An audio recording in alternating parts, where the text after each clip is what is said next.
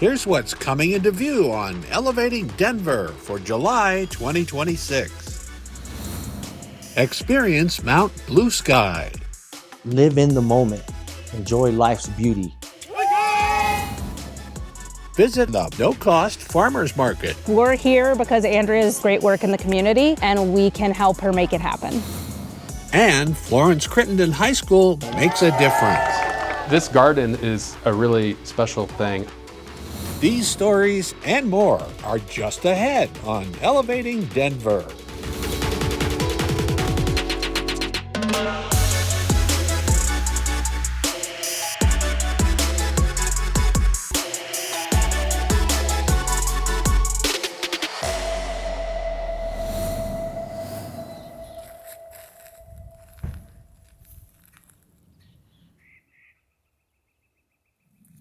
I want folks to be able to slow down and live in the moment and enjoy it.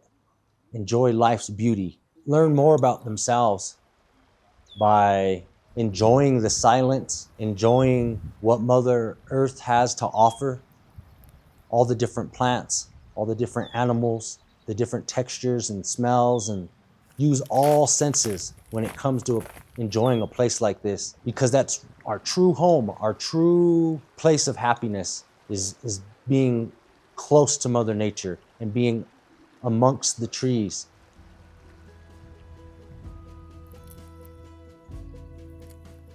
We are in Echo Lake Park, which is on Mount Blue Sky. We are celebrating the reopening of State Highway 5 that goes from Echo Lake Park all the way to the summit of Mount Blue Sky.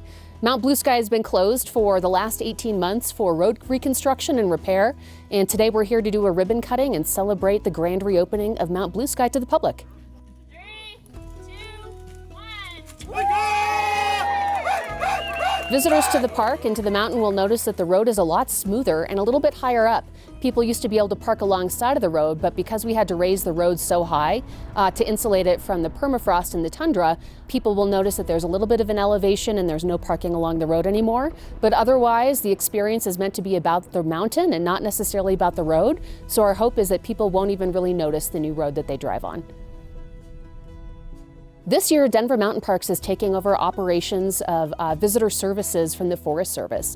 Denver Mountain Parks and the Forest Service have worked in partnership up here on Mount Blue Sky since 1919, so well over a century. It's become increasingly difficult for the Forest Service to manage forestry and other responsibilities, and it was taking up a lot of their time to focus on Mount Blue Sky.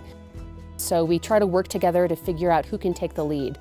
Going forward, Denver Mountain Park staff will be at the welcome station, monitoring the visitor use areas, working with visitors, and helping to reduce human-wildlife conflict on the mountain.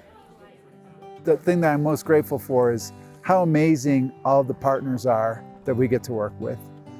Without our partnerships on Mount Blue Sky, managing this mountain would be next to impossible to do without them. And yeah, they're just amazing. They chip in, and they're ones that are really thinking about how to get to yes and manage this beautiful place appropriately for not only today, but for generations to come. All of them together come to the table with expertise in their unique fields and areas, and they make it possible for people to come up to the mountain and have clean, safe, accessible sights to see. One of the things about Mount Blue Sky that people might not know is that it was actually proposed as Denver National Park in 2017. There was an effort to make this entirely a national park named after Denver.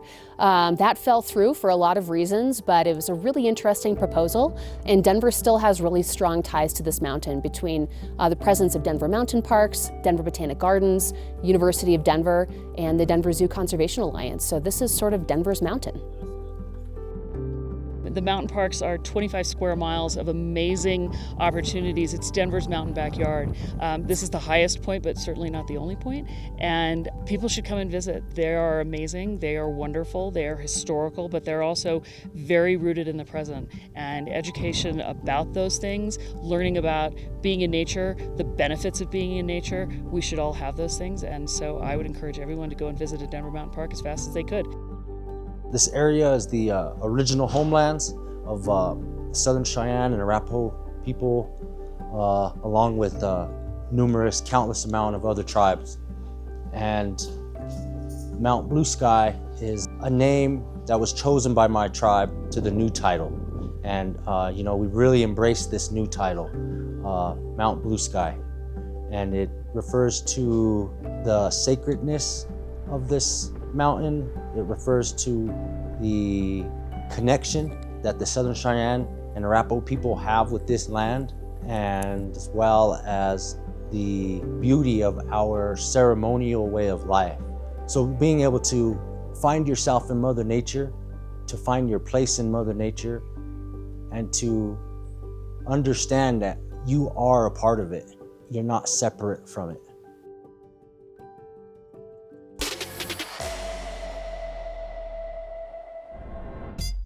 Good to see you, friend. You too, friend. You too. Good to see you. I'm all about empowerment. You know, I figured I got this big mouth for some reason. I can't sing, but I can sure talk. Anything from the squash till you get to my apples, help yourself. You are in Villa Park at Andrea's No-Cost Farmers Market. You can't miss us. All you have to do is look at the canopies. Where the canopies are, there's Andrea. We have one resident who said that she used to have to choose between a bar of soap or a tomato. I wanted to end that. I got into food justice during the pandemic. I took care of my neighbors plus my surrounding neighbors. And in this area of Villa Park, it's a marginalized low-income community, and it's often neglected. I moved here 12 years ago into a community for seniors 55 and up, and I just noticed that they were getting commodity boxes, just a lot of processed foods. And I wanted to provide them with good quality food and household staples. I made friendships with one of the guys who was bringing us the food to help us get through the pandemic. He started the Southwest Food Coalition, and I said, Ken, I need to start a farmer's market here. There's no fresh produce here. And he was like, okay. And we just took off. It just blossomed. And this is our 5th year here in this spot. And we are opening up another spot just not even 2 miles from here over in Lakewood. So Andrea is a member of our coalition. We're a group of organizations, community members, schools, churches, and agencies that are working to expand and improve food access in Southwest Denver. And so Andrea is one of our members. She's been doing this program for a long time. And so we're able, through all of the work that we do, to support her with shared infrastructure, with food sourcing, with staff and volunteer support, supplies, things like that. We're here because Andrea is leading this great work in the community, and we can help her make it happen. It's just great, and it helps out. I mean, you can see people come from all over the community, old, young, to take advantage of the good produce. I picked up for 2 ladies that are homebound, that cannot get out and get anything. And they're so appreciative.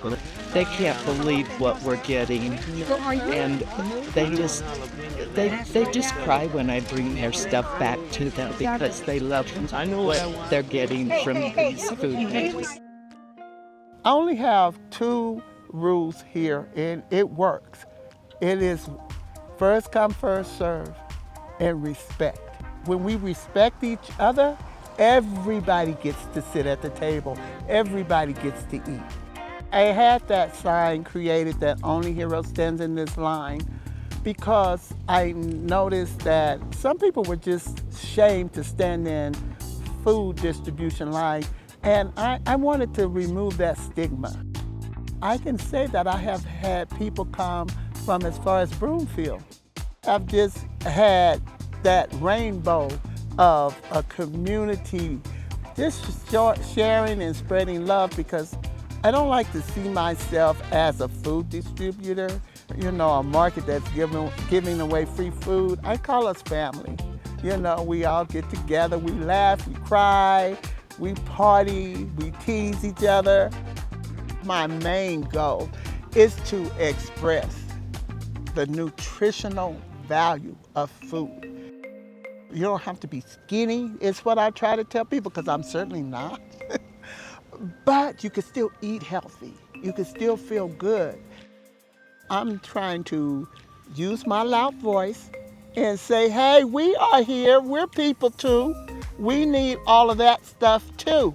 And we want all of those things right here. So that's me. She's a force.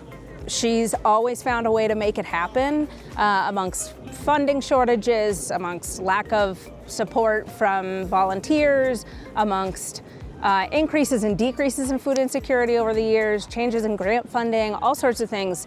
She's really kept it going. Wherever Andrea lives, you gotta know, because she's gonna fight for her community. Come get you some food.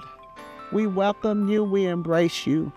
I'm also proud to say that the start of this market has motivated other communities over, like such as in Littleton. I had a young lady call me and say, how do I do it? Just do it.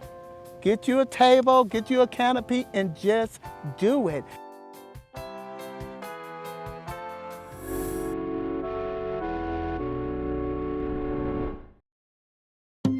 We are at Florence Crittenton High School, and we have cut the ribbon on their new garden.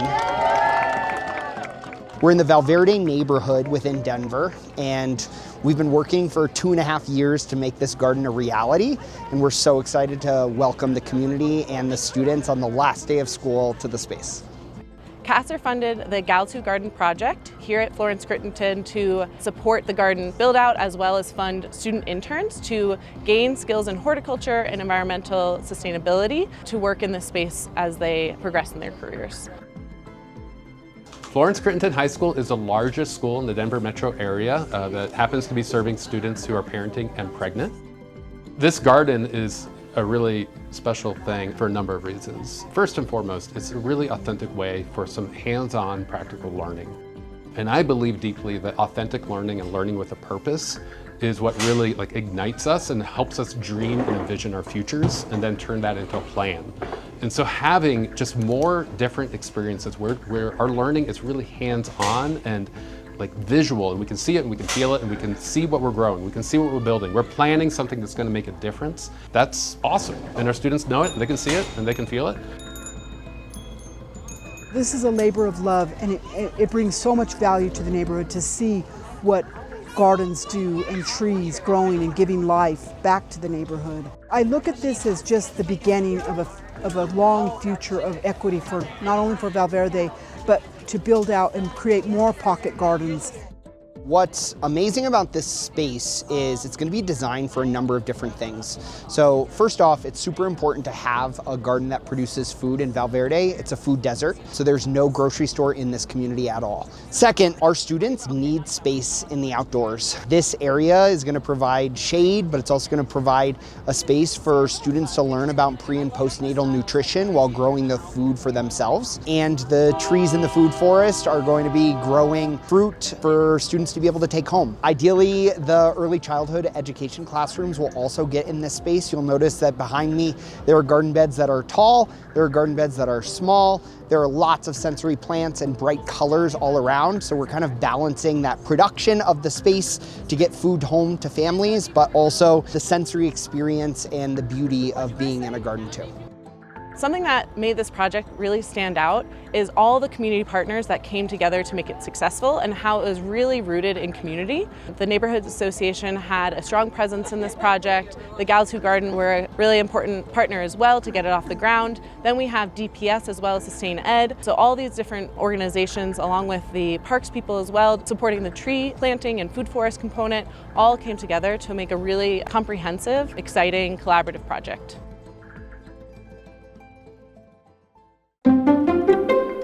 Students started to really see oh, there's a mural organization, there's a neighborhood association, there's Sustain Ed Farms, there's Girls Who Garden, there's all these people are just kind of here because we're part of something amazing. And I think they can feel that.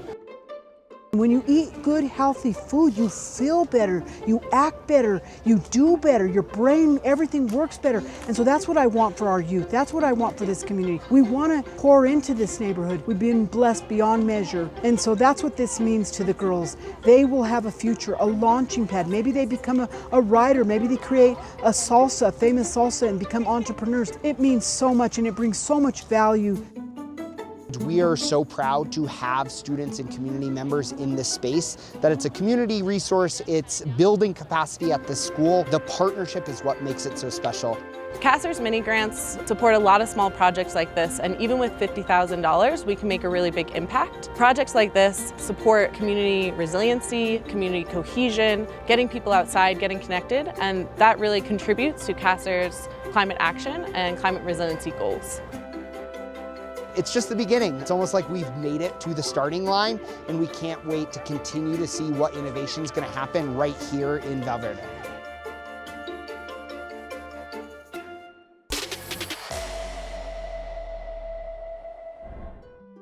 Ethan was our only son. He was a brother. He was a cousin, grandson, great-grandson, an uncle.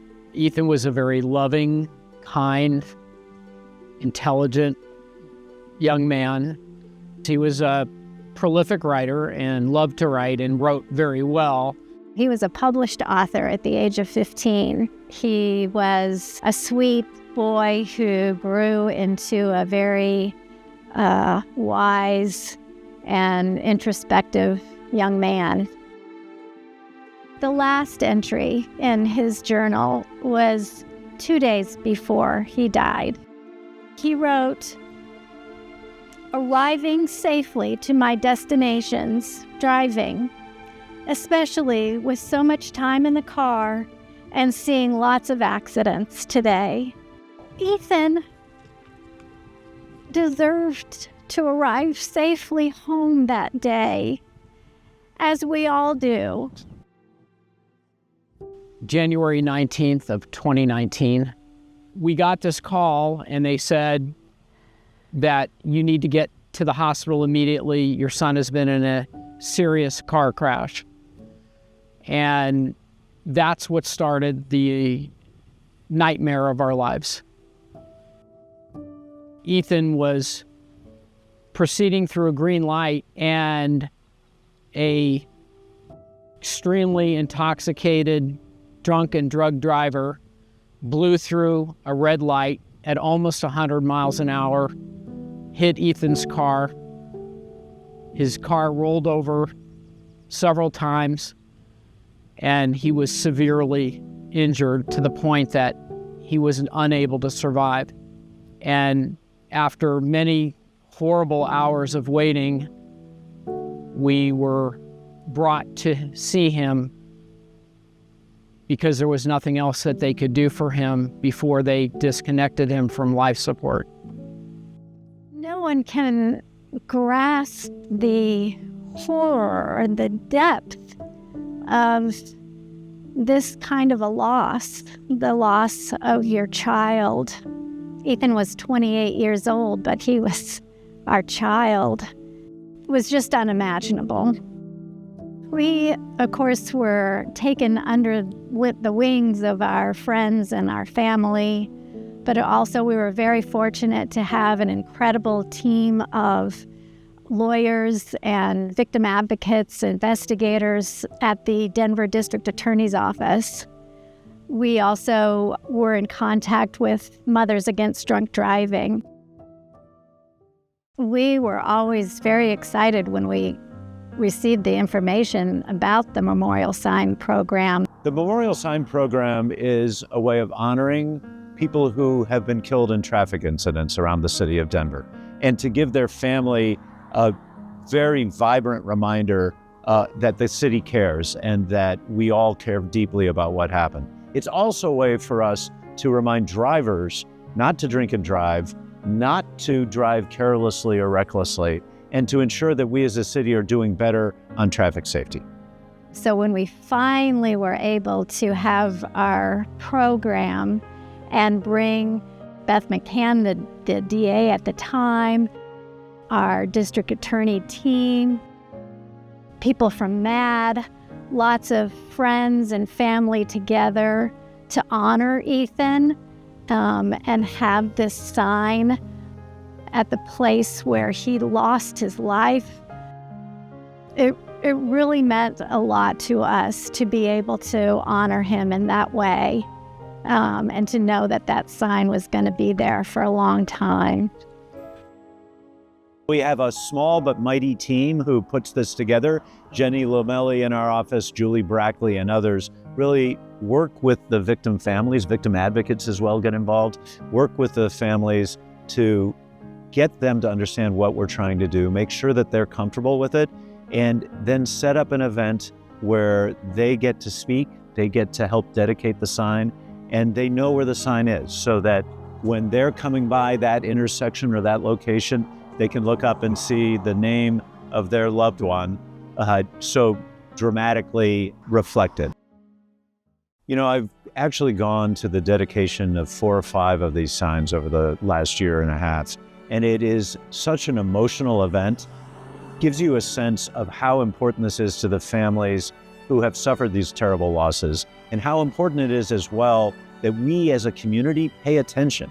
It's so easy to think of traffic safety as being sort of a routine technical thing, but in reality, it's so important, and real people are being harmed by the way we approach these things. So it's important to me, both as a citizen of Denver and also as a prosecutor, because it brings to life the reality of the damage done by people who are drinking and driving or driving carelessly. It's important to have an opportunity to present a reminder to the rest of the community that life has been lost, and to drive carefully, whatever the message might be of that particular sign. Any reminders that we can have and any triggers that we can supply to make the roads safer is a good thing, and it's wonderful that that's something that the city has available.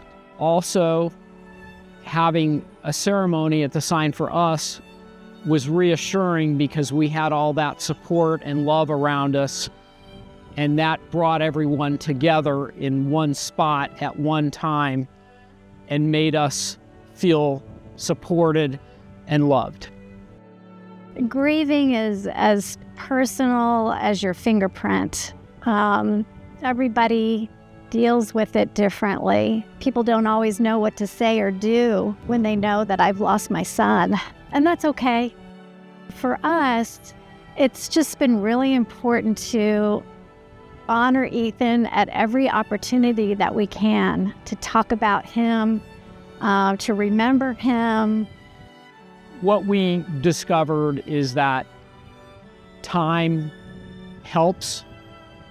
It doesn't solve anything, but it helps. For people that are trying to support people in grief, the best thing you can do is be present, be available, express love and care.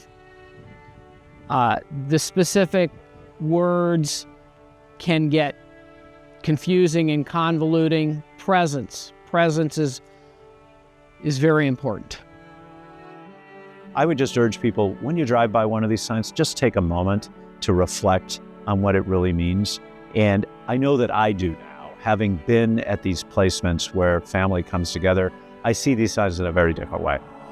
We felt strongly the need to try to prevent something like this from happening to other people, other families, because it's just intolerable.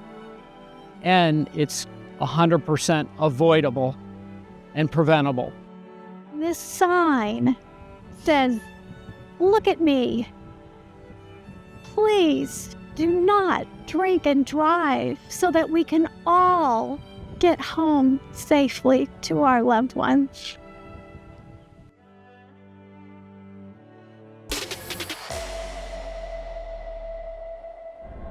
We still have the original road grader that was used to build the roads at Red Rocks. They were most likely learning how to graft apple trees. This is the same way it looked pretty much in the 30s. The Denver Mountain Park System is a series of parks that was established in 1912, which is amazing because that's 4 years before the National Park Service was established. There are over 14,500 acres in 5 neighboring counties. Majority are open to the public for picnicking and other activities. We have places that many people are probably familiar with, such as Red Rocks Park and Amphitheater. Evergreen Lake, many people grew up ice skating there. The Genesee Bison Herd driving west on I-70 or driving up to Mount Blue Sky. Today we're standing in the Red Rocks Civilian Conservation Corps camp. It's a National Historic Landmark. This is the traditional headquarters of our Denver Mountain Parks Operation and Maintenance team, along with our forestry, natural resources, and other ranger teams. This is the place that housed the workers while they constructed Red Rocks Amphitheater in the 1930s. This camp was a destination for people to come and learn skills, be able to improve their economic conditions, and be able to go back out into the workforce and take the skills that they learned here and apply them in the real world. You know, if it worked once, it can work again. The overall vision is a stewardship campus where people can come and learn. For example, historic preservation. We have numerous historic elements in our mountain park system that require special trades that are hard to get these days: masonry, carpentry, landscaping.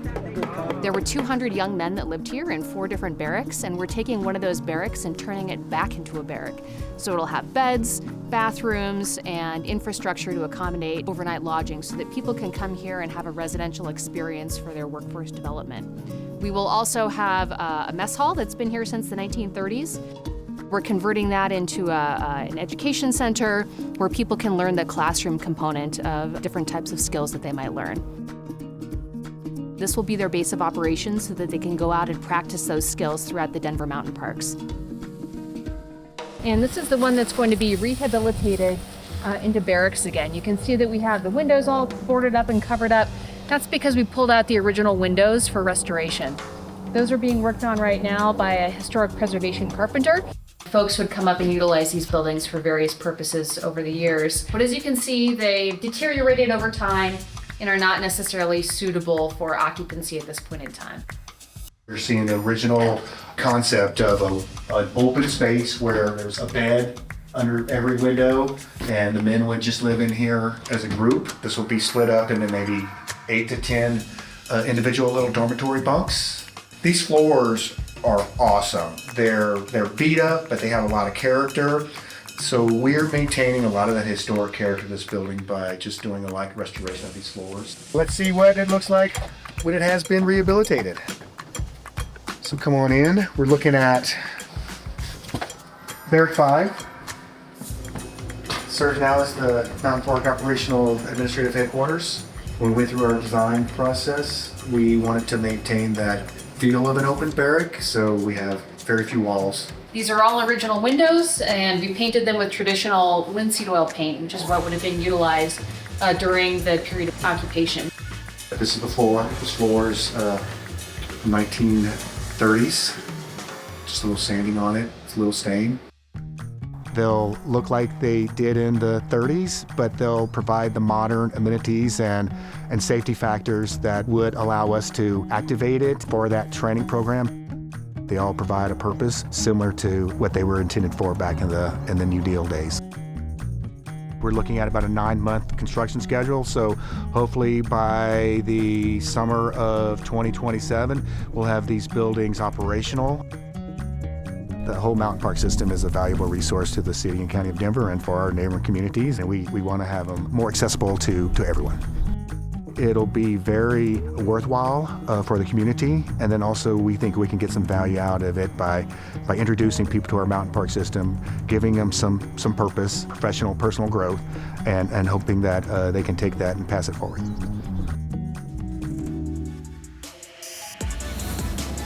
Stay elevated by subscribing to the city's YouTube page for these stories and more. And stay tuned to our social media channels for more content. Don't miss our new episodes of Elevating Denver, premiering each month. Thanks for watching, Denver.